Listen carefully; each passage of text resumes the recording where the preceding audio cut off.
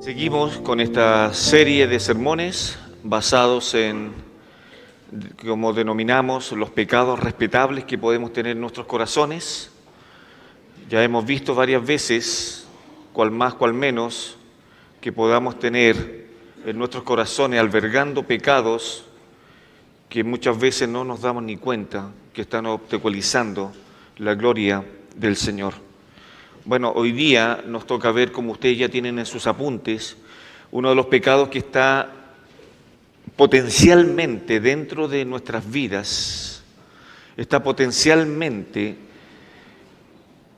preparado para poder lanzar lo que denominamos los juicios. Ahí ustedes tienen ahí una pregunta, antes que oremos, dice, ¿te has encontrado en alguna ocasión con el deseo de juzgar a tu hermano? ¿Te has puesto ahí como juez para poder destrozar al hermano? Y hay otra pregunta más, ¿cuál ha sido el móvil que te ha llevado a realizar ese juicio? Y por último, hay otra pregunta, ¿ha sido tu juicio usando las Escrituras? ¿Hemos sido despiadados contra nuestros hermanos en juzgarlos anticipadamente? Y creo que nos lleva a meditar hoy día que este juicio puede estar en lo profundo de nuestros corazones y muchas veces sale a la luz cuando queremos juzgar alguna situación. Bueno, vamos a ir durante este sermón desarrollando este pecado, que es un pecado respetable, que lo tenemos ahí, y tantos otros pecados que hemos ido viendo durante toda esta serie, que los adornamos en nuestros corazones y muchas veces no nos damos ni cuenta que estamos dañando la comunión con el Señor. Oramos. Padre, te pido en esta mañana que pueda hacer tu palabra, que nos pueda hablar a nuestros corazones. Señor, queremos hacer como aquel siervo que brama por las corrientes de las aguas. Así nuestra alma debe tener sed de ti, sed del Dios vivo. Padre, ayúdanos porque te necesitamos crecer por intermedio de tu palabra. Señor, ayúdanos a no desviarnos de ella. Ayúdanos a ser obedientes de tu palabra. Ayúdanos, Padre, porque te necesitamos ser instruidos por tu palabra. Necesitamos que tu palabra sea una lámpara en nuestro andar, que solamente a ella podamos obedecer. Porque si obedecemos a tu palabra, entonces, dice tu palabra, que amaremos al Señor Jesús. Así lo dijo Él, si me amáis, guardad mis mandamientos. Así que, Padre, gracias porque tenemos este gran privilegio, pero también gran responsabilidad de tener tu palabra en nuestras manos. A que ella, Padre, pueda indagar lo más profundo de nuestro ser, que pueda descubrir las intenciones que están en nuestros corazones. Padre, hoy día es un sermón en el cual nos va a hacer ver que tal vez, Señor, cuántas veces nosotros hemos sido despiadados en poder juzgar a nuestros hermanos. Señor, si lo hemos hecho y hoy día hemos sido descubiertos, perdónanos. Y Señor, no tan solo perdónanos, sino que ayúdanos para no seguir en esta práctica que tanto daño hace a nuestra comunión contigo. Dirígenos en todo, Padre, en el nombre de Jesús. Amén. ¿Es malo juzgar? Y una buena pregunta para iniciar, ¿no? ¿Es malo? Bueno, esto tengo que responder por dos motivos, sí y no. Fíjese que hay congregaciones que enseñan que los cristianos no debemos realizar ningún juicio hacia nuestros hermanos, dando como respaldo que Dios es el que realiza todo el juicio. Cuando hablamos de juicios, y ya tienen en su apunte ahí, debe de llevarnos a la idea de ver algo en el hermano que empaña la gloria del Señor, la gloria del creyente hacia el Señor. Si vamos a realizar un juicio sobre un hermano, lo primero que tenemos que distinguir es si eso que vamos a hacer juicio está dañando la comunión y la gloria que que debe de tener el Señor en los creyentes. En el Viejo Testamento, Dios estableció a los jueces, y usted lo puede ver ahí todo en el libro de los jueces, cómo Dios trata con el pecado, poniendo a los jueces para que puedan ellos resolver las problemáticas que habían dentro del pueblo. Si vamos ahí a Mateo capítulo 7, versículo 1, es interesante este texto, ahí va a salir proyectado, es interesante Mateo 7:1, porque de aquí pues se pueden descolgar muchas hipótesis al respecto. Y por eso que dije que muchas iglesias dicen, no hay que hacer ningún juicio, no, porque el Señor es el que hace todo juicio. Bueno, Jesús está diciendo, no juzguéis para que no seáis juzgados. Entonces, ¿esa es la base para poder decir, no podemos emitir ningún juicio? No. Creo que la iglesia tiene los canales, tiene la autoridad para poder hacer juicios de los pecados de los creyentes que están opacando la gloria del Señor. Ahora fíjese que esto es importante, porque Jesús no está diciendo, y eso es lo que muchas iglesias, al decir que no podemos hacer ningún juicio, lo que está diciendo la iglesia es que aquí todo vale. Puedo andar desordenadamente, puedo abusar del pecado, porque nadie me puede juzgar en la congregación. Por lo tanto, todo vale, y eso sería un problema hacia la santidad en la iglesia local. Dios quiere que la iglesia sea santa y va a usar los medios de disciplina que le ha entregado a la iglesia para combatir y para poder juzgar ese pecado. No todo vale en la vida de los creyentes, queridos hermanos. No podemos hacer lo que a nosotros se nos antoja porque estaríamos contradiciendo las Escrituras. O por último podemos decir, puedo vivir como yo quiero, porque nadie en la iglesia tiene el derecho a juzgarme. Créame que está en un error. No todo vale, no puedo conducir mi vida como yo quiero, sino según las Escrituras, según como el Señor me manda, que yo pueda obedecer las Escrituras. Pero por otro lado, hay congregaciones que sí aplican el juicio, pero sabe que usan el juicio, la herramienta del juicio como destrucción, y esto se puede convertir en una iglesia que sea autocrítica de todos los hermanos y que podamos llegar a hasta ponerle tal vez cámaras en sus hogares, cómo se conducen, cómo viven, y de poder descubrir qué es lo que están comentando en el Facebook, qué es lo que hacen en Instagram, qué hacen en el WhatsApp, y ya sería una vida autocrítica y no podríamos vivir en eso. Delante del Señor debemos de conducirnos porque Él está mirando nuestros pasos día tras día y no podemos escapar a esto. Por lo tanto, queridos hermanos, ¿es bueno hacer juicio? Sí, es bueno. Es bueno hacer un juicio cuando vamos a destruir al hermano sin pedirle mayor información de poder juzgar lo que está pasando, entonces no podemos hacer un juicio. Luego vamos a entender un poco más este tema. Vamos al primer punto que están ahí en sus apuntes, ¿cierto? ¿Por qué y para qué debemos de hacer juicio? Es una muy buena pregunta, ¿no? ¿Por qué y para qué debemos de hacer juicios hacia los hermanos? Otra vez se lo he dicho, ¿no? En muchos comedores de los creyentes, al comer, comienzan a escudriñar. Esta es una palabra nueva, ¿no? Y técnica, para no llegar a decir otra palabra, ¿no? Que es más fea. Pero escudriñamos a los hermanos, ¿cierto? Y comentamos de los hermanos. En buen chileno tiene otro nombre, ¿no? Pero usted se lo dejo a su imaginación. Pero ahora la parte técnica es escudriñamos a los hermanos. Y somos más bíblicos, ¿no?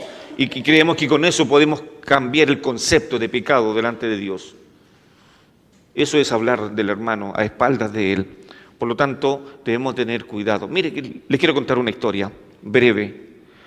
Dice un escritor, recuerdo a un amigo que alardeaba de su nueva bicicleta, diciendo que era la más rápida del vecindario. Un día todos, decidimos hacer una carrera, y aunque comenzó muy bien, su cadena se rompió a mitad de camino. Al final todos llegaron antes que él. ¿Y sabe lo que se aprendió ese día? Aprendimos que al ostentar sobre los demás, puede que no solo nos quedemos atrás, sino que también nos perdamos momentos sencillos de amistad. La humildad es una virtud y ¿no es cierto que Dios se opone a los orgullosos y da gracia a los humildes? Y esto es peligroso, porque vamos a ver dos puntos. ¿Por qué y para qué podemos hacer juicios en los hermanos? Primero, si usted me sigue en sus apuntes, podemos hacer juicio de los hermanos ¿para qué? Para edificación del hermano.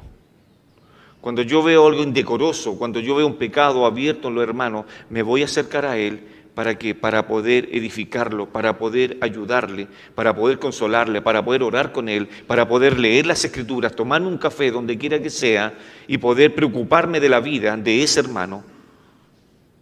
Y le voy a tener que decir, hermano, estás pecando delante del Señor, por lo tanto esto no agrada al Señor.